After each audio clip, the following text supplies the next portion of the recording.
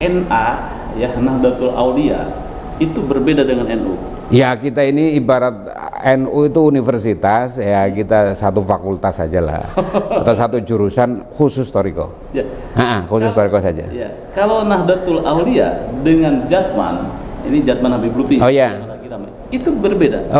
Kita ya tentu dalam hal Thariqah sama ya, tetapi hal organisasi berbeda. Oh, jadi tidak ada hubungannya? Oh, tidak ada hubungan. Dan kita memang teman-teman yang banyak Thariqah di sini, ada Qadiriyah Naqsabandiyah, ada yang Sadiliyah, ada Naqsabandi saja, ada yang Naqsabandi Rifaiyah bergabung di sini, itu tapi tidak bergabung di Jatman. Assalamualaikum warahmatullahi wabarakatuh. Waalaikumsalam warahmatullahi wabarakatuh.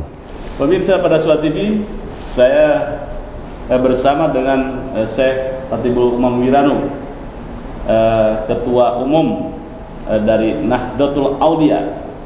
Nahdlatul Aulia kalau bisa diartikan secara harfiah adalah kebangkitan para aulia. Ini aulia itu adalah para wali. Kalau lihat dari perjalanan para ahlu Thariqah, kita katakan di Sudan ada Thariqah Samsiah dan menjadi pelopor pergerakan. Kemudian Pangeran Diponegoro, konon kabarnya juga basicnya adalah perjuangannya kaum Thariqah. Iya, betul. Kemudian juga perlawanan di Banten juga itu adalah perlawanan kaum Thariqah terhadap penjajahan Belanda. Di era kemerdekaan pun sama. Sebetulnya NU juga tidak terlepas dari ulama-ulama Thariqah, makanya ada Jatman, bahwa kaum Thariqah itu memiliki peran sentral di dalam membangun karakter building bangsa. Pertama-tama terima kasih pada Suka TV hadir di majelis ini lagi untuk beberapa kali. Ya, yang kedua sedikit penting saya sampaikan tentang Nahdlatul Aulia. Ini berdiri 18 tahun yang lalu, 17 September 2006. Pendirinya guru kami, di kalangan kami diberikan gelar sama Allah Sultanul Mursyid, Syekh Sirajuddin Ilyas, karena beliau memang dikasih petunjuk sama Allah untuk mengangkat banyak mursyid, bukan hanya kepada duriahnya tetapi kepada jamaahnya yang sama Allah udah dikasih petunjuk bahwa dia boleh diangkat jadi mursyid atau khalifah. Nah, di kalangan intern kami maka disebut sebagai Sultanul Mursyid. Nah, itu beliau yang mendirikan. Itu deklarasi ke Allahnya itu tahun 2006 di Gunung Gambar. Itu satu tempat di Kabupaten Gunung Kidul. Itu tempat petilasannya Sambernyowo. Dulu bertirakat di situ. Nah, ini juga di situ. Jadi deklarasi bukan kepada manusia, tapi deklarasi kesiapan kepada Allah menghadap untuk membuat Nahdlatul Aulia. Ya, karena petunjuknya sesuai hadis Rasulullah, kun ma'allah, jadilah kita semua itu bersama Allah. Fa'ilam takun ma'allah, kalau belum bisa bersama Allah, fakun ma'aman kana ma'allah, maka bersamalah orang yang sudah bersama Allah. Wadzalika yusiluka ilallah, yang demikian itu akan menunjukkan jalan ke Allah. Lah, yang sudah bersama Allah itu kan sudah jelas para rasul, para nabi, gitu. Yang kedua para wali, yang ketiga para ulama. Al-ulama warasatul anbiya, atau innama yakhsyallaha min ibadihil ulama. Ulama yang sebenar-benarnya itu hanya takutnya kepada Allah. Nah, itulah kalau kita belum bisa bersama Allah. Nah, ujungnya itu kan bersama Allah. Nah, sehingga kita nanti ketika meninggal di ujung adalah ya ayatuhan nafsul mutmainnah, wahai jiwa-jiwa yang tentram, ya ayatuhan nafsul mutmainnah, irji'i, kembalilah ila rabbiki, kepada Allah, radiyatan mardiyah, diridhoi dan mendapat ridho. Fadkhuli fi ibadi, masuklah golongan hamba-hambaku wadkhuli jannati, dan masuklah surgaku. Lah untuk menuju ini di ujung hayat, maka Allah sudah menyiapkan orang sejak lahir pasti wali. Kullu mauludin yuladu alal fitrah. Orang lahir pasti fitri, suci dan bersih. Nah, sifat kesucian, yang suci itu hanya Allah. Manusia nggak ada yang suci, tapi sama Allah bayi itu dikasih suci. Fitrah, kullu mauludin yuladu alal fitrah, suci. Nah, sifatnya suci dan itu hanya Allah, sehingga maunya Allah kita sejak lahir sampai dengan meninggal dalam posisi wali, yaitu suci. Nah, jadi bukan kita bermimpi jadi wali, bukan, tapi mengajak masyarakat siapapun, agamanya apapun, untuk selalu mengingat Allah sebagaimana dia dilahirkan pada posisi bayi yang suci. Menjadi hilang sedikit demi sedikit kewalian seseorang itu setelah dewasa. Nah, tadinya suci, setelah dewasa kenal kebutuhan, keinginan, itu kemudian lebih banyak mengikuti kebutuhan. Itu terkontaminasi, kewaliannya menjadi luntur. Nah, kita bangkitkan kembali. Salah satunya adalah dengan jalan thariqah. Dengan thariqah ini ya. Dengan thariqah inilah kita dibimbing menuju ke Allah, menuju kesucian. Dan thariqah jangan dipahami sebagai duduk sila menghadap ke barat saja. Karena aslinya di dalam Al-Qur'an itu kita diwajibkan berzikir. Surat An-Nisa ayat 103, fa idza qadaitumus sholata, dan ketika kita semua sudah selesai menjalani sholat, fadhkurullaha qiyaman, maka berzikirlah kepada Allah dalam posisi aktivitas. Qiyaman. Jadi yang dipentingkan tuh qiyamannya dulu. Qiyaman baru wa qu'udan, dan ketika duduk. Wa ala junubikum, dan saat kita berbaring. Nah, jadi kalau dulu kita niat tidur, sekarang nggak perlu niat tidur, niat zikir aja. Ya, kata kuncinya bukan duduk dulu tapi qiyaman. Maka kalau berdiri berarti zikir maksudnya bagaimana?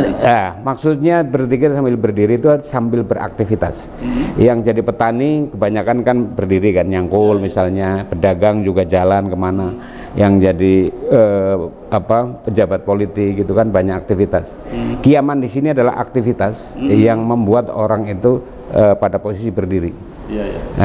Meskipun hari ini orang kerja bisa duduk ya bisa, tapi perintah ayat ini adalah bahwa pada posisi kita beraktivitas apapun harus ada zikirnya dalam hati, Allah atau la ilaha illallah gitu. Jadi bukan duduk dulu perintahnya. Nah, itu untuk semua orang untuk semua orang. Syarat orang berzikir itu tidak semua orang bisa. Orang sakit bisa, orang sehat apalagi. Orang kaya bisa, orang nggak kaya bisa. Orang yang sedang jalan kaki bisa, orang yang sedang bekerja di instansi pemerintah bisa, pegawai apa saja bisa. Jadi tidak mensyaratkan apapun dalam berzikir. Dan semua orang bisa menjalani. Jadi artinya bahwa thariqah itu tidak mengasingkan terhadap hiruk pikuk dunia, tetapi bagaimana berthariqah itu di tengah-tengah keramaian itu. Betul. Iya, itu yang Imam Ghazali bilang menyepi dalam keramaian itu maksudnya. Jadi kita bersama manusia berinteraksi, bekerja, tetapi hatinya tetap ke Allah. Ini NA ya, Nahdlatul Aulia itu berbeda dengan NU. Ya, kita ini ibarat NU itu universitas, ya kita satu fakultas saja lah, atau satu jurusan khusus thariqah. Khusus thariqah saja. Kalau Nahdlatul Aulia dengan Jatman, ini Jatman Habib Lutfi. Itu berbeda. Kita ya tentu dalam hal thariqah sama ya, tetapi hal organisasi berbeda. Jadi tidak ada hubungannya? Tidak ada hubungan. Dan kita memang teman-teman yang banyak thariqah di sini, ada Qadiriyah Naqsabandiyah, ada yang Sadiliyah, ada Naqsabandi saja, ada yang Naqsabandi Rifaiyah bergabung di sini itu, tapi tidak bergabung di Jatman. Tidak bergabung. Iya. Kenapa Nahdlatul Aulia itu tidak bergabung ke Jatman, Syekh? Karena ada yang kita harus ajarkan di sini adalah ilmu tauhid alamiah, ilmiah dan amaliyah. Nah, ilmu tauhid inilah yang apa namanya, kurikulumnya sudah tertera di sini. Ada 14 tangga kurikulum yang Rasulullah menyampaikan kepada guru kami gitu, untuk melengkapi apa kurikulum-kurikulum yang sudah disampaikan para wali-wali sebelumnya. Ada Syekh Abdul Qadir Jilani, Syekh Ahmad Bahaudin An-Naqsabandi dan seterusnya. Nah, dilengkapi dengan 24 tangga itu, mulai dari Nas, Bazar, Sifatul Insan, Zatul Insan, Syariat, Hifdzul Quran, Mursyid, Hakikat, Ma'rifat, Mukasyafah Ilmiah, kemudian Basyariyah, Hayawaniyah, Syaitoniyah, Insaniyah, Ruh Malakiyah, kemudian Kamutasil, Kamunfasil, Muhadoroh, Musyahadah, Mukasyafah, Tauhid. Nah, 24 tangga ini menjadi kurikulum diajarkan kepada jamaah Nahdlatul Aulia satu demi satu dan diamalkan. Agar supaya thariqah itu menjadi lebih lengkap, tidak semata-mata itu zikir kepada Allah, tetapi itu zikir bagian awal dari orang mengenal Allah. Mau nggak mau, memang orang mau mengenali siapapun harus menyebut-nyebut namanya. Baik, NA ini, Nahdlatul Aulia ini tidak melakukan gerakan politik praktis ya? Oh, itu yang kita tidak boleh. Jadi guru kami mewasiatkan kepada kita itu agar ini murni untuk mengajak orang berthariqah. Jadi semboyannya menthariqahkan masyarakat dan memasyarakatkan thariqah. Oh, jadi tidak ada pendukung ya? Tidak, mentauhidkan masyarakat dan memasyarakatkan tauhid. Jadi dua aja itu jargonnya. Tapi jamaah thariqah ya silakan beraktivitas politik, sosial, budaya, ekonomi, terserah itu. Tapi secara organisasi kita tidak terlibat dalam politik praktis.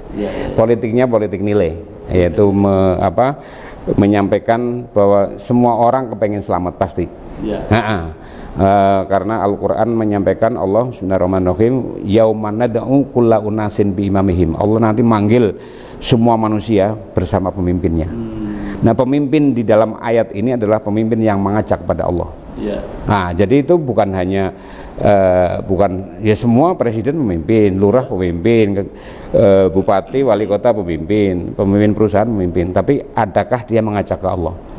Kalau dia tidak mengajak Allah, siapapun pemimpin nanti pertanggungjawabannya berat. Nah, kita menyampaikan itu agar para pemimpin-pemimpin sekarang juga harus ada secara formal mengajak kepada Tuhan, kepada Allah.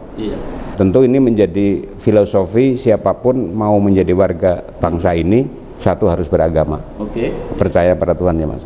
Nah, lebih dari itu berarti pemimpinnya juga harus beragama. Nah, sekaligus kewajiban pemimpin adalah mengajak secara formal, membangun jiwanya. Bangunlah jiwanya dulu, baru bangunlah raganya. Nah, jiwa ini hanya bisa diisi kalau para pemimpin itu paling tidak menurut Syekh Abdul Qadir Jailani itu memenuhi 3 syarat. Apa saja itu? Jadi layam bagi li fakirin ayatasodda wa ayatasoddaro li irsyadin nas. Orang-orang semua itu nggak boleh menjadi petunjuk manusia, menjadi pemimpin manusia selama belum diberikan 3 ilmu, illa ayyu'tiyahullahu salasan, kecuali dia dikasih 3 bekal, ilmal ulama, wasiyasatal muluk, wa hikmatal hukama. Nah, ilmunya para ulama, ulama itu adalah orang-orang yang kelasnya adalah kelas brahmana, yang dia mengajak kepada keluhuran. Yang kedua, politiknya para raja-raja, berarti dia harus ngerti politik kenegaraan. Dan yang paling penting, yang terakhir adalah hikmatul hukama. Dia harus mengerti tentang hukama itu bisa ahli hukum, tapi kebanyakan ulama menafsirkan hukama di sini adalah orang yang punya arif kebijaksanaan. Memenuhi standar sila kelima, kerakyatan yang dipimpin oleh hikmah kebijaksanaan. Nah, inilah hukama. Jadi siapapun pemimpin formal, presiden, bupati, wali kota, gubernur, dia harus memiliki 3 kriteria ini, atau dititipi ilmu. Kalau belum ya belajar. Gitu. Ya, kita harapkan Pak Prabowo kemudian Mas Gibran juga mendekati terhadap kriteria-kriteria tersebut. Ya, minimalnya sila keadilan sosial, sila kelima. Ya. Baik, saya sebagai closing statement, pemirsa Pada Suara TV, bahwa Nahdlatul Aulia adalah sebuah organisasi yang bertujuan untuk mendekatkan diri kepada Allah dengan lewat jalan thariqah atau dengan pengamalan thariqah. Dan sebagai catatan bahwa Nahdlatul Aulia itu berbeda dengan Jatman Habib Lutfi dan tidak ada relevansinya secara organisatoris dengan Jatman Habib Lutfi. Begitu saya ya. Iya, betul. Ada closing statement? Ya, kita mengucapkan selamat kepada Presiden baru Pak Prabowo Subianto. Tetaplah menjalankan apa yang dipidatokan di depan Majelis Permusyawaratan Rakyat. Saya kira pertama-tama pemimpin itu sebelum dia menjalani program-programnya, berarti jasmani, memang harus ada landasan rohaninya. Akal pikiran itu rohani. Kalau jasmani itu mata, telinga, hidung, mulut, tangan, kaki, badan. Kalau basyar, rohani, akal, pikiran, roh, nyawa, sukma, nafsu, syahwat. Nah, di atas akal pikiran itu ada yang disebut fuad, nurani. Nah, jadi hati nurani terdalam itulah fuad. Nah, carilah Pak Prabowo fuad dalam dirinya. Itulah yang akan membimbing beliau memimpin bangsa Indonesia. Ada yang sangat mengesan buat saya tentang pidato Prabowo, yaitu ketika dia tahun 1978 masuk ke salah satu kolam renang, di situ ada tulisan dari penjajahan Belanda, yaitu inlander dan anjing tidak boleh masuk. Nah, artinya ini yang menjadi sebuah nasionalisme Pak Prabowo, bahwa bangsa kita bukan bangsa inlander dan bangsa kita adalah setara. Mudah-mudahan ini spirit ini membangkitkan kita nasionalisme, juga tentang ketuhanan dan juga landasan teologis tadi seperti yang saya katakan. Nahdlatul Aulia memberikan kesejukan terhadap insan-insan dimanapun berada. Terima kasih. Terima kasih. Terima kasih. Jangan lupa like, share, subscribe pada Suara TV. Wassalamualaikum warahmatullahi wabarakatuh. Waalaikumsalam warahmatullahi wabarakatuh.